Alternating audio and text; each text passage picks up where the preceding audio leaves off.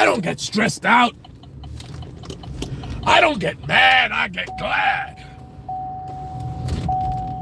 Oh, you ever get so stressed out you just want to yell, scream? That's the time when you should go hit the gym. Take a negative into a positive. Let that energy, you use that energy for something productive, like exercising, which is good for your health and your body. Will I actually do that? I don't know. I don't know. I'm thinking about it. I haven't worked out in a while. I should probably work out. But I don't know if it's going to happen or not. So, the title of the video is, I'm not stressed out. Who's stressed out? Me? Ha ha ha ha. Because I'm trying to tell myself that. I'm trying to tell myself that. I'm trying to play a mental game with myself. If I keep telling myself I'm not stressed out, maybe it'll be a reality. Some of you might know that after my chaos with the house, after I got everything sorted out, just because life is the way it is, but I'll be glass half full on this one, not half empty. I lost my job.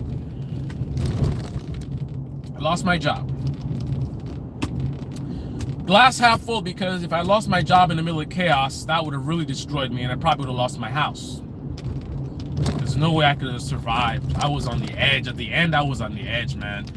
Funds are drained. I didn't have much left, thanks to the wonderful Democratic Party policies that ruined my finances. Fortunately, I was able to get everything resolved for the most part before I lost my job, but I then lost my job right after, at a period where I was very vulnerable. All my money was gone, my credit was devastated, and then in that moment, lost my job, and because of all the debt that I accumulated because of the nonsense, basically I'm under the water. And I tell you, man, there's few things I hate more than looking for work. Environmental Coffee House, good to see you. There's few things I hate more than looking for work, man. I hate it. Like, I just did an interview, which is why I'm swagged out. It's a virtual, everyone does the Zoom interviews. And I had a character.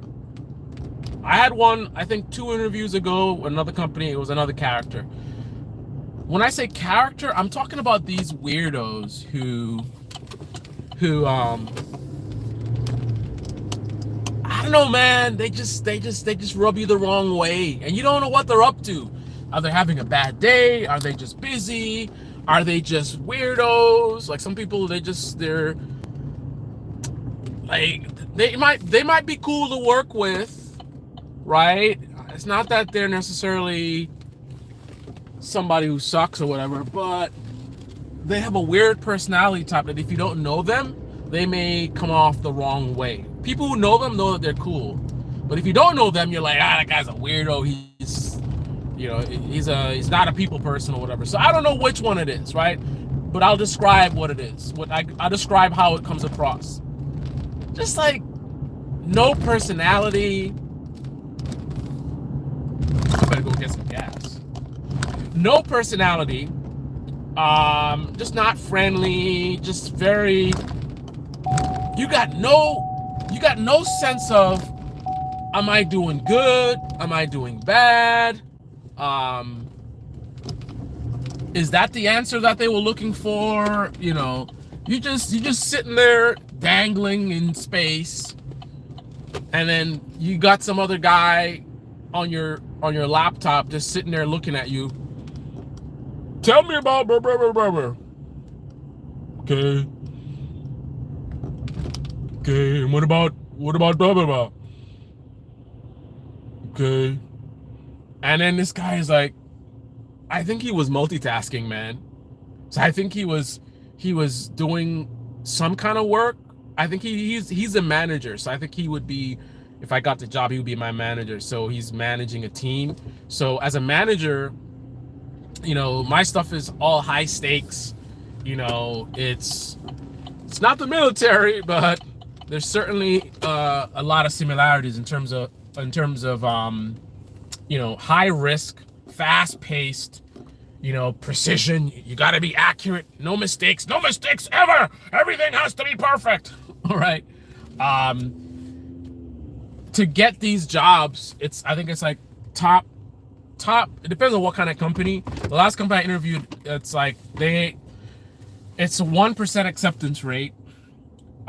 Most of the companies I work for, it's like a 2% to 5% acceptance rate. So being really good is not enough. They don't really care if you're really good, because there's tons of really good people who are applying for the job. You've got to be exceptional, right? So, it's very possible that this guy he's monitoring communications. There could even be something going on, and he's like looking in the chat, and he's making himself available just in case somebody needs him for something. So imagine it's a hospital, for example, and you're the head doctor or something like that, and you're interviewing someone, and you're keeping you're looking at Slack, right? Because what if something big happens and they need you, right? And you're observing. So I'm making assumptions, but that's what it looked like to me. So it's like he's looking at Slack or whatever. So he's not even fully in the interview. And then, like, at one point in time, I was going over like my history, and I'm doing my thing, and I'm going through, yeah, I've done this and that and that. I'm feeling good about, how I'm presenting things. And then he interrupts me and throws me off to something else. But that's the other side. Some of this stuff could be intentional, because again, it's a high stakes environment. So they need people. And again, it's analogous with the military or something, medical.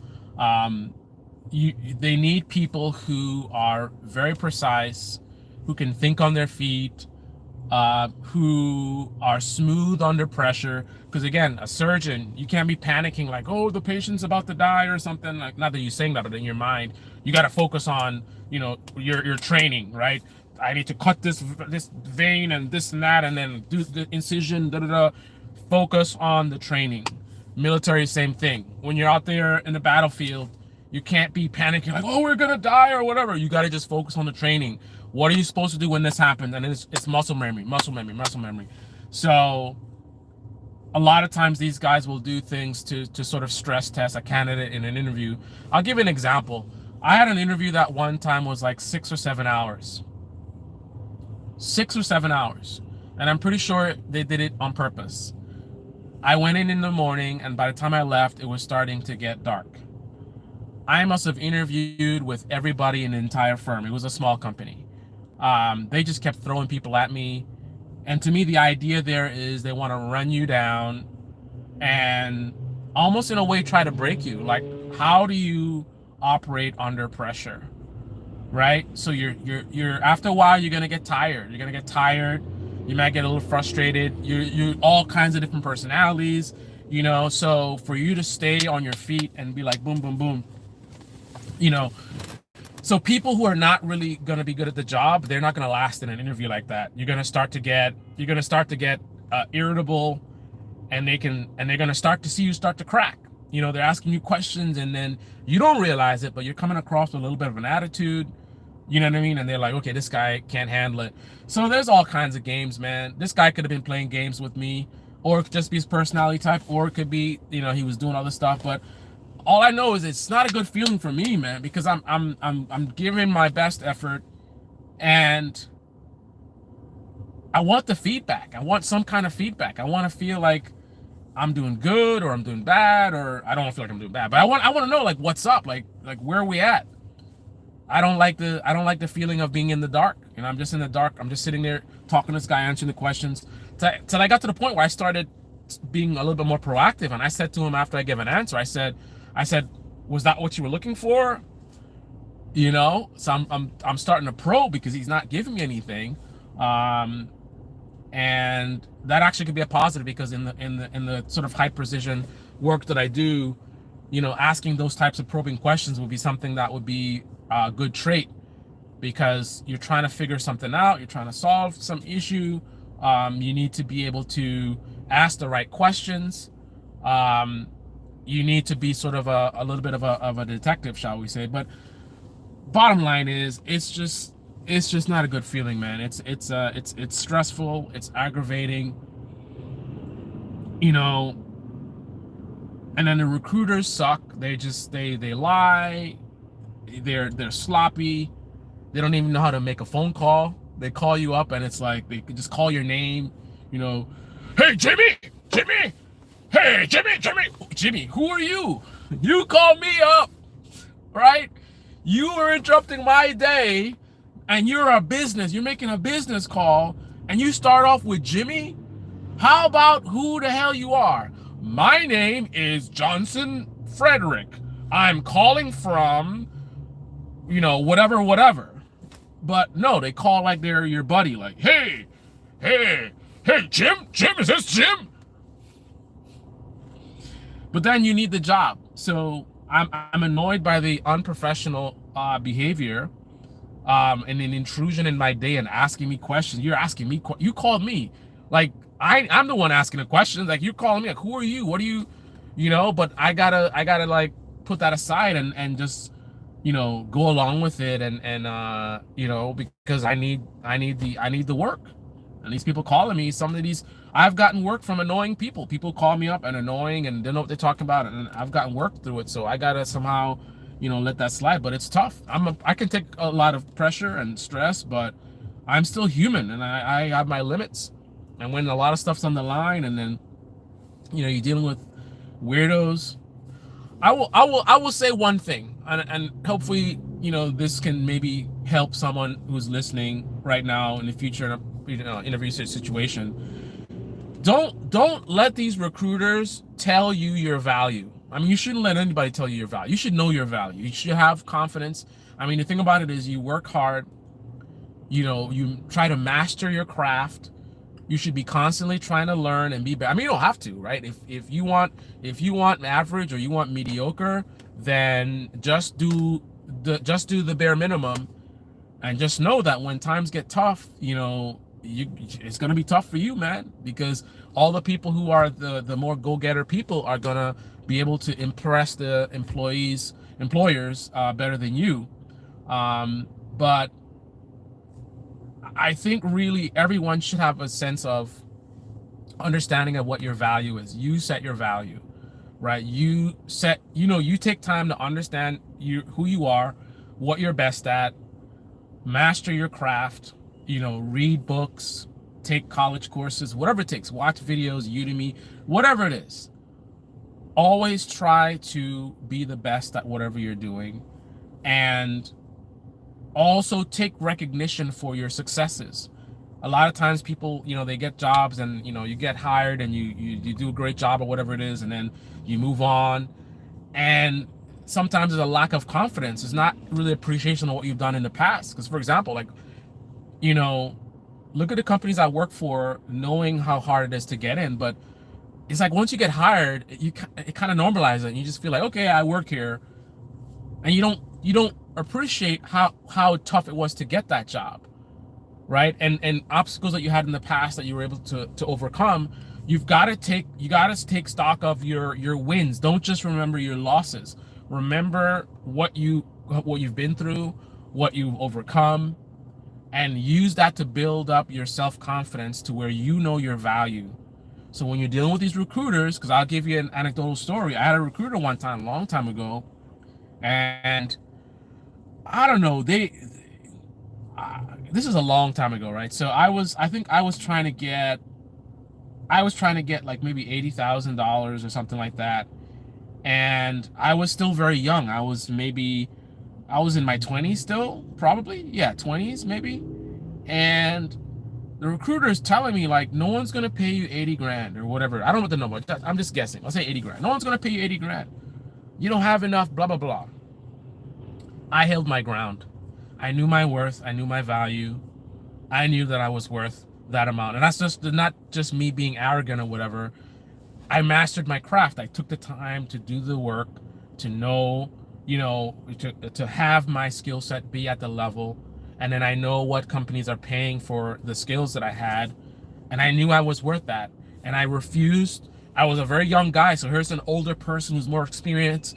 It's easy to get intimidated, like, oh, this is a recruiter and they know what's up. But I didn't back down. I said no. They were trying to get me to take a job, much lower money. And I said, you got to get them higher than that. And they were like, no, they can't do it. And you're not going to get, I said, I held my ground. I got the money I wanted. I got the job elsewhere for the money that I was looking for. And I was making even much more money than that shortly after that. So that lady was just looking at me as a paycheck, because her inability to get me to take the job means that she doesn't get paid, right? She didn't care about me. She didn't care about my future and my career. All she cared about was herself and trying to get that paycheck. So she's going to sit there and tell me, what my worth is. And if you didn't already establish what your worth is, someone like that can take advantage of you, right? But fortunately for me, I did the groundwork. I knew my value, and I knew that she was wrong, and I proved it afterwards, right? But beyond that, I guess something else that I will, and hopefully I can practice what I preach. It's worked for me in the past. If you guys are dealing with a lot of stress, hey Kelly, good to see you, man. I'm a horrible ass kisser, so I end up switching jobs every 3 to 5 years. Hey, listen, man, that's one of the keys to my success. I didn't necessarily intentionally just keep hopping around, but I have moved up very quickly by, every time I go to a new job, it's like $10,000, $20,000, even $30,000 and $40,000 more, because I'll give you my secret, right? And obviously it's gonna be different industries, but what I will do is I'll get a job somewhere, right? And then when I get in, I go to war. I want to master the job, whatever they gave me to do. I got to know whatever stuff I'm supposed to do. I got to master it to where I'm comfortable, to where I'm effective, right? Then I want to expand beyond whatever the job is. The job is this, right? Once I master this, then I'm looking to grow beyond that, right? And in that process of going beyond the job, I will redefine myself. So let's say, for example, you're starting out your career, you're younger, and the job is like you're a sales assistant or something, right? So they hire you to be a sales assistant. You master the sales assistant part of your job, right? Most people, they stop. I know my job, I'm really good at it, okay, and that's it, right? But the ones who are going to be able to move on and get the promotion, or if you don't get the promotion, leave somewhere else and get it, and I'll tell you how that works, are the ones who go beyond the job. So I'm a sales assistant, but I'm going to start learning how to be a senior sales guy, whatever the next, I didn't do sales, but whatever the next level is, senior sales guy. So what do those guys do? What do they need to do, know how to do? Okay, I'm going to get the books. I'm going to take the online course. I'm going to whatever. So now, even though I'm technically hired as a sales assistant, I'm doing sales, senior sales type things here and there, not overstepping my bounds, but wherever I can help out at a higher level, I'm doing it, so that I'm actually building my resume. So even though I was never hired beyond sales assistant, I have now done senior sales type work at this job by my own initiative. So I can honestly put it on my resume, senior sales type work. I can't put the title, that would be a lie, but I can put the senior sales type tasks. So whatever stuff that senior sales people do, I can say I have that skill because I took the initiative and picked up the skill. So now I can just add it to my resume. So now here's the thing.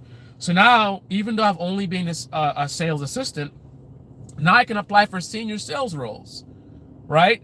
Even though I don't have senior sales on my resume, if I'm sharp enough, if I really, really master my craft enough, I can, number one, put those senior sales skills on my resume because I have them. And then number two, if I get the interview, I can demonstrate. So they ask me senior sales stuff, even though I was never hired to do that, I can answer the question. I can say, yeah, that's how it works. So they're like, they don't care about what you did. They care about what you can do. If you can demonstrate that you have the senior sales skills, you can get hired at that job. So maybe the sales assistant job is a I don't know, $40,000 a year job. Now you're hopping to a 65, 75,000 job. I'm just making up numbers, right? Because of the fact that you redefined your value. You started as a sales assistant. You didn't get a promotion. You promoted yourself. That's what I would do. I would literally promote myself. Again, I don't change the titles. That's like, you get in trouble with that, right? Because they're gonna check and see if you really did what you said, right?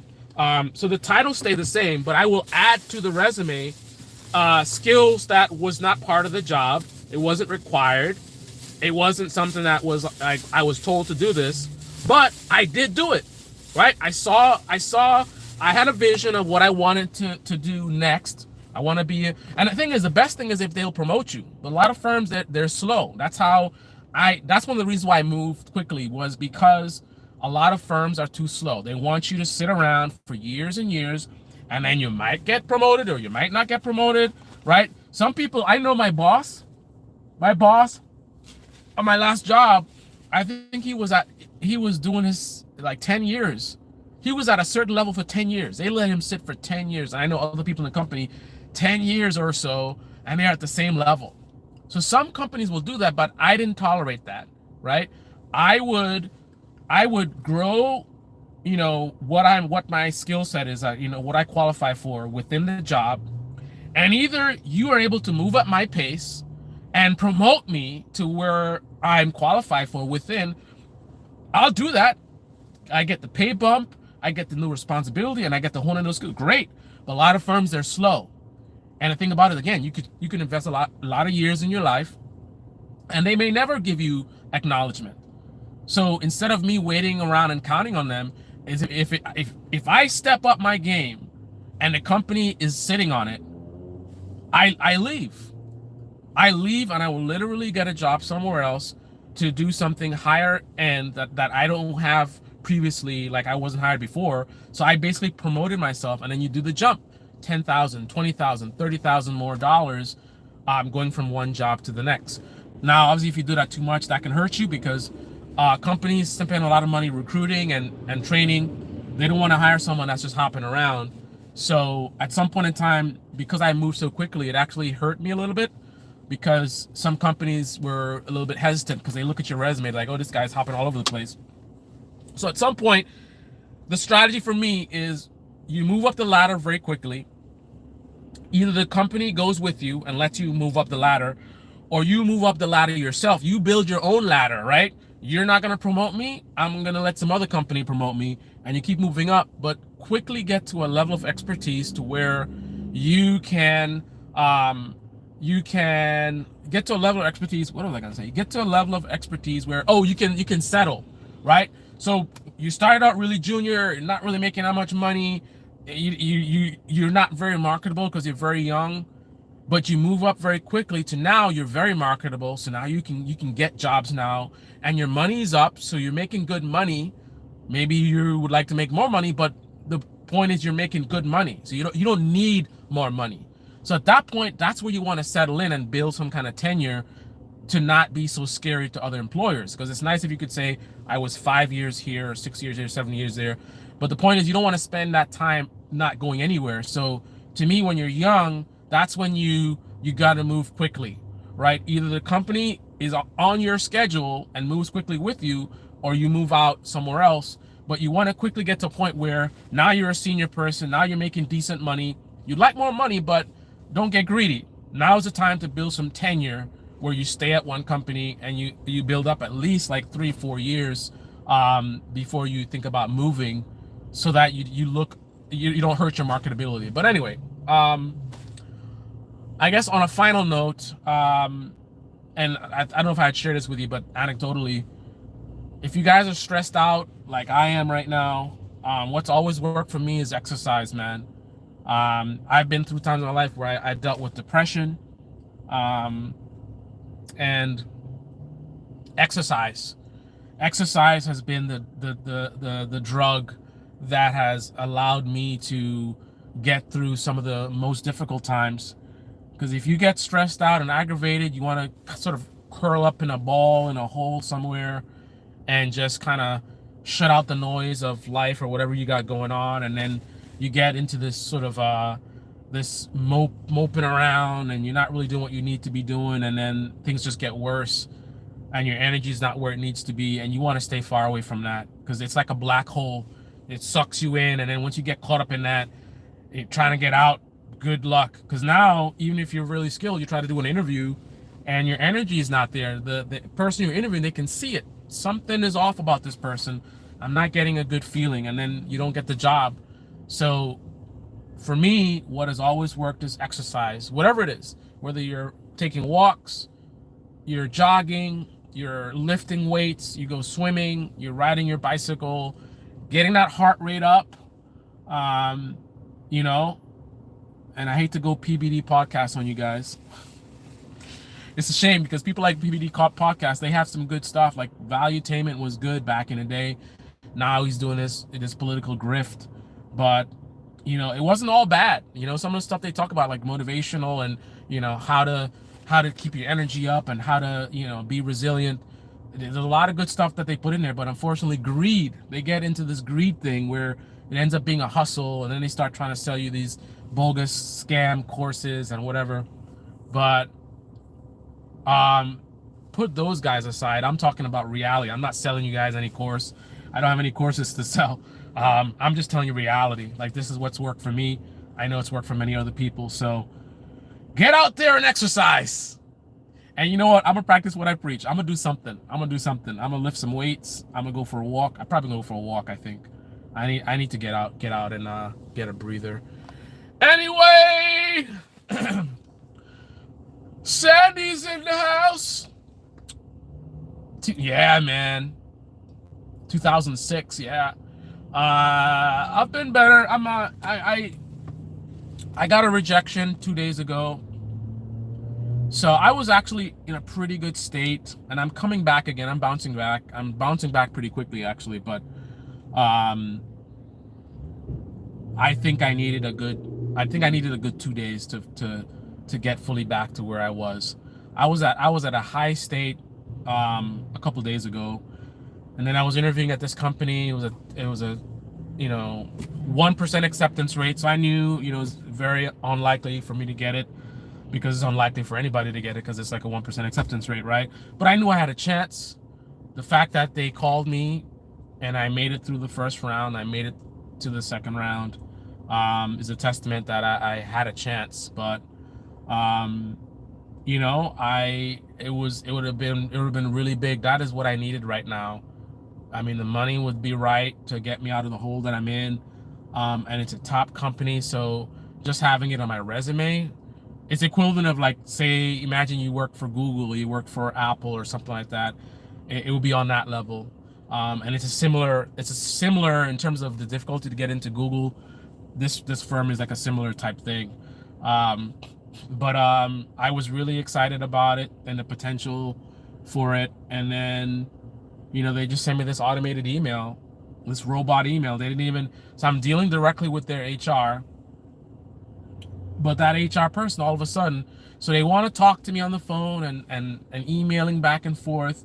But then when they're like, okay, let's cut this guy, they just press a button, right? So I get the automated email coming from some other account, and it's some generic thing. We regret to tell you such and such, blah, blah, blah.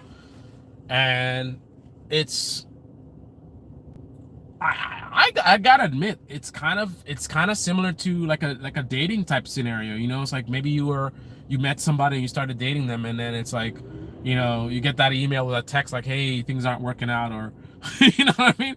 Like, you started to get excited and you're like, oh man, you know, she could be the one or whatever, and then you get that text. That's kind of how I felt, straight up, because it's a similar thing. Because I was excited and I'm like, yeah.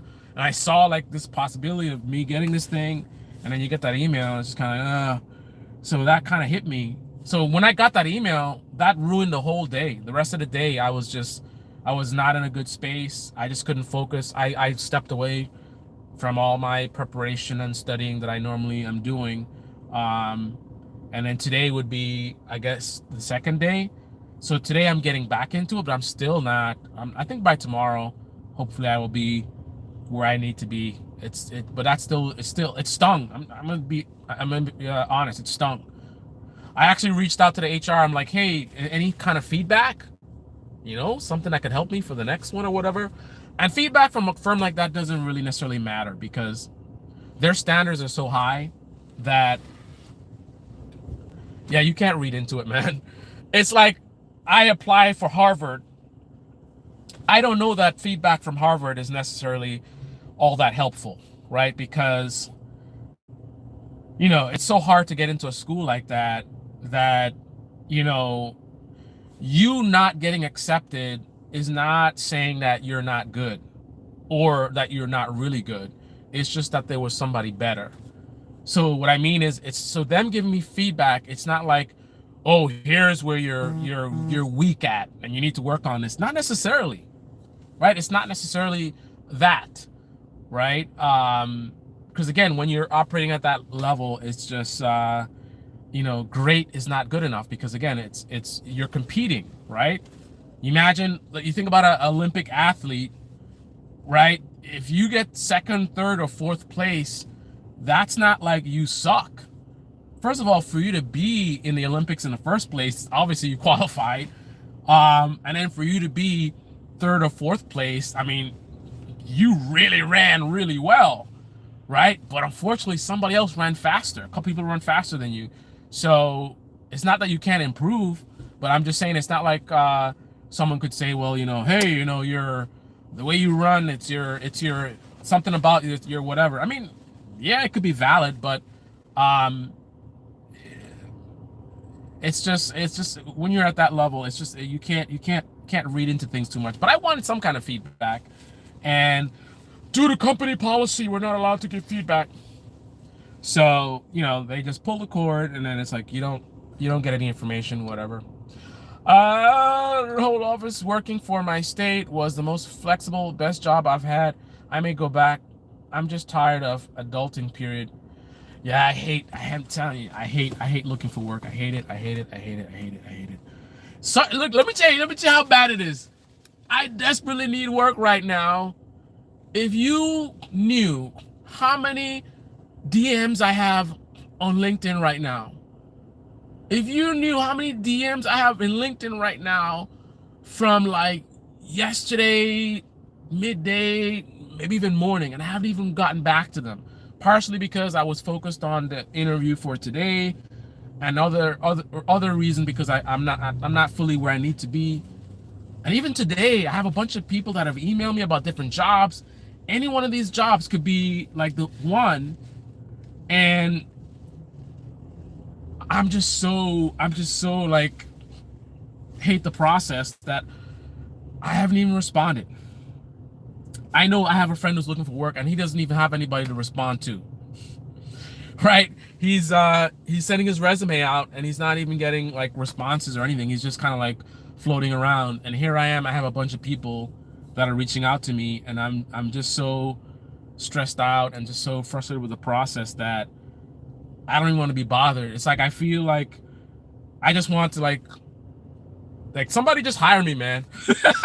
Like I feel like can you just hire me? Can you just make an offer? Like, do we have to go through the 3 rounds? Just hire me based on my good looks. All right?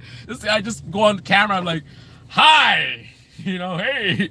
And they're like, okay, he looks like a cool guy. He has a great smile. When can you start? Can we do that? Right? Can we do like 1 round? I just go like 1 round and then it's like, okay, you're hired, and that's it. Like, can I don't want to be like all these people and different weird recruiters and anyway. Getting the interview for people like us pretty much means getting the job. I'm not trying to be arrogant. Man, it's crazy. Kelly says facts. It's the application tracking system. As in a former HR director, I've been into them and I know how they work. Yeah, so I just tried something new I haven't done before. We got the AI now, so I'm trying to use AI for whatever I can.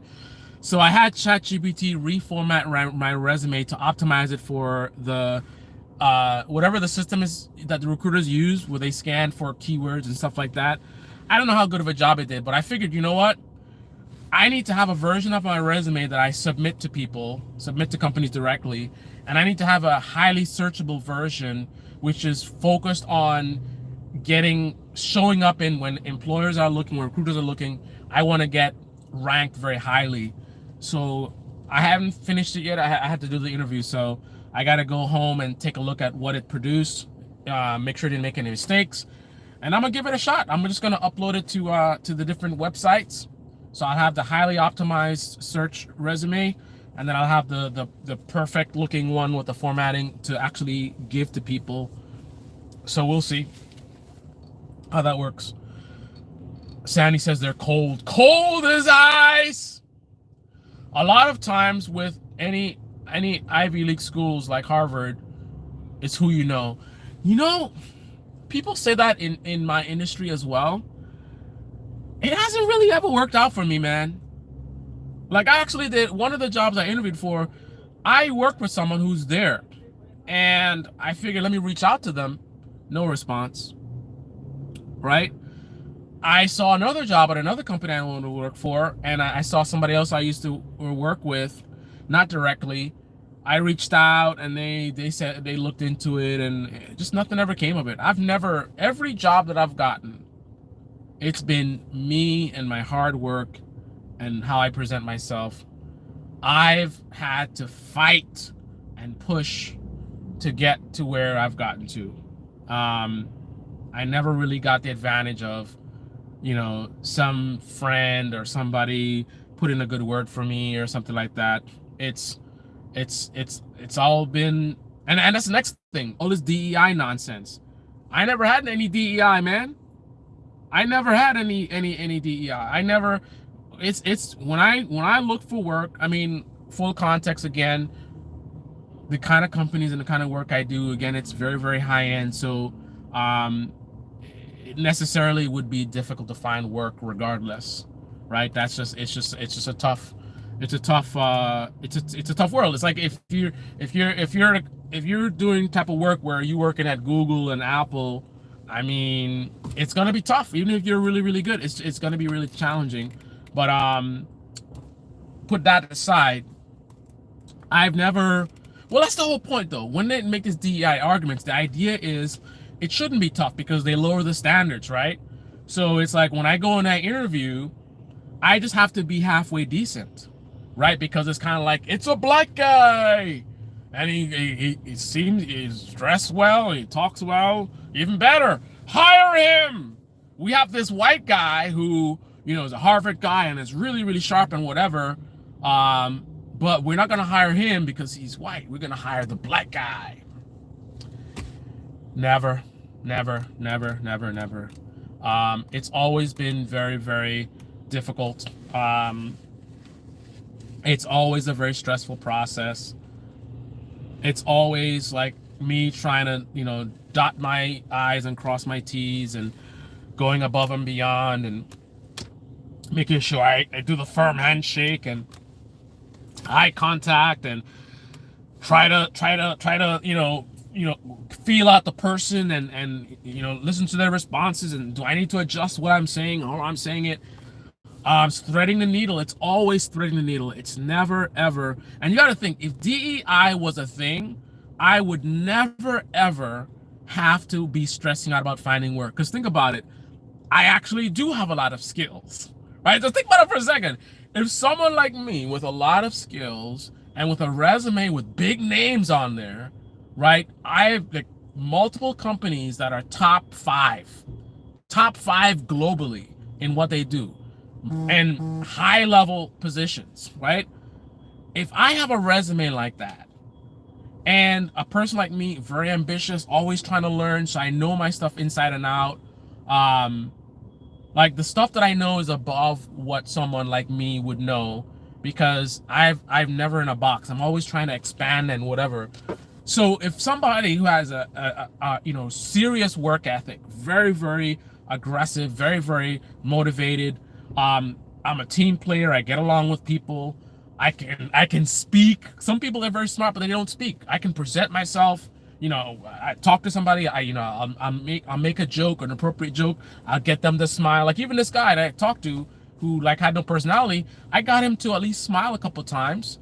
So I try to be personal. So I got all that going, and I'm black.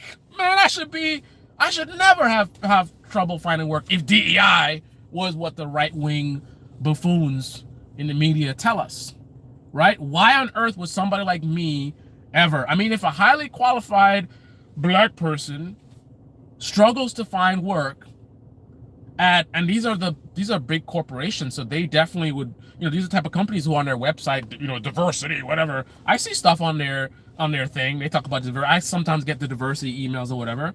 But yet I've been out of work for a year.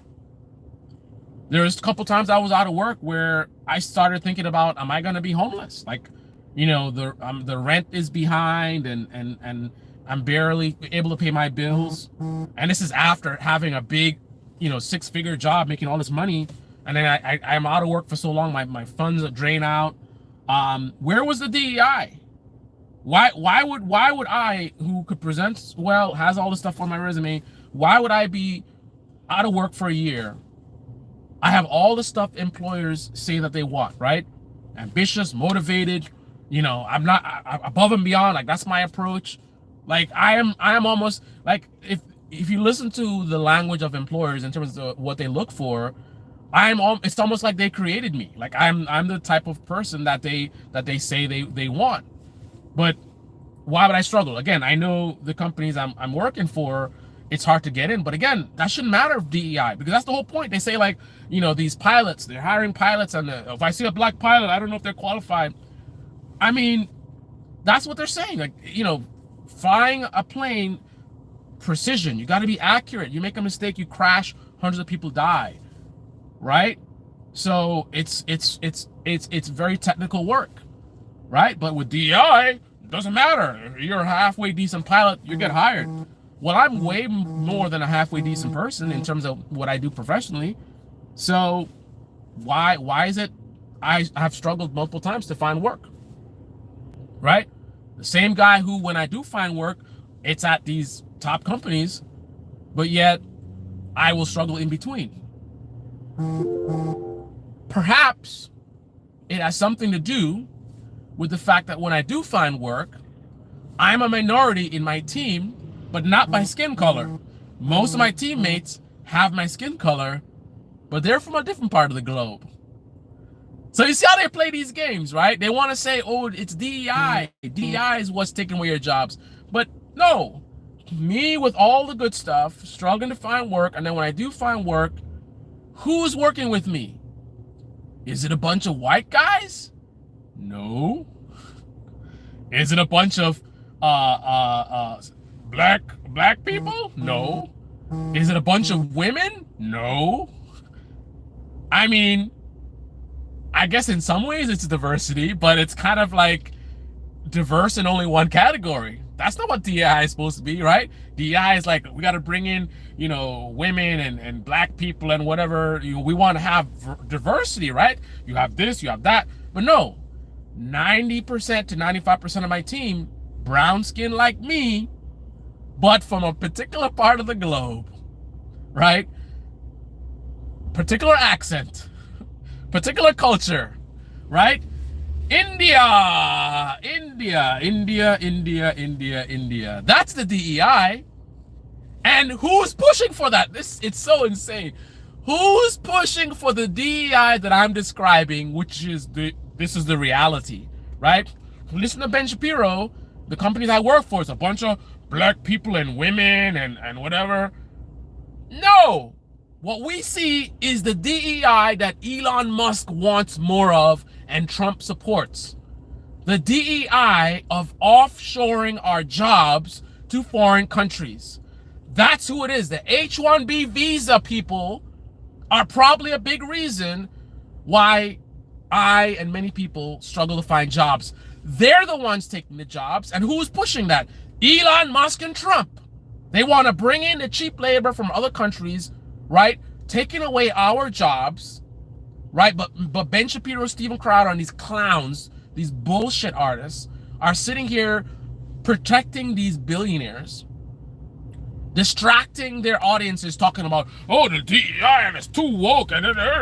Woke?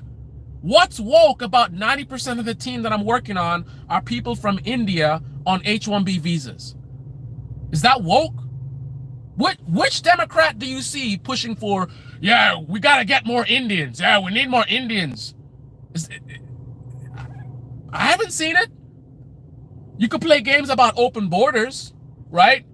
But the open borders, those are like Mexicans and people coming from Venezuela and, you know, South America. That's what, if you're going to say open borders and that's what the Democrats are pushing for, that's who they're bringing in, right? So it's not DEI and woke that's taking the jobs. It's Elon Musk and Donald Trump bringing in cheap labor from India to take our jobs. And then Ben Shapiro, Steven Crowder, Tim Pool help these billionaires to scam the conservative audiences into focusing on, oh, it's the open borders Democrats that are bringing in these immigrants that are taking the jobs or whatever. DEI, they say.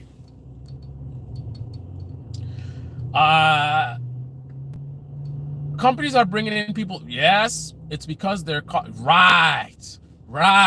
And also, that's when you get to, and this is stuff that I've seen, that's when you have a CEO of a company I work for throwing his phone at my colleague, right? Stuff that normally you do that to an American citizen, you're going to get a lawsuit so fast, right? Treating these people like garbage because they own you. You're here on a visa. We're sponsoring the visa. You do what we tell you to do, or you go to fuck home.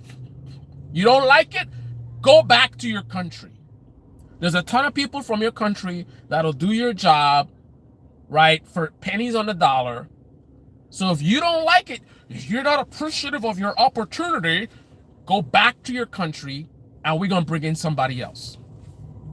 Right? That's what they're doing. Elon Musk, Donald Trump. Right? I think Donald Trump, is more the immigrants from Mexico because that's what he wants for his resorts. He wants the cheap labor for the resorts. He wants the China labor for his clothing and his ties. Elon Musk, I think, he more wants the H-1B visas because of the high-end stuff he's doing.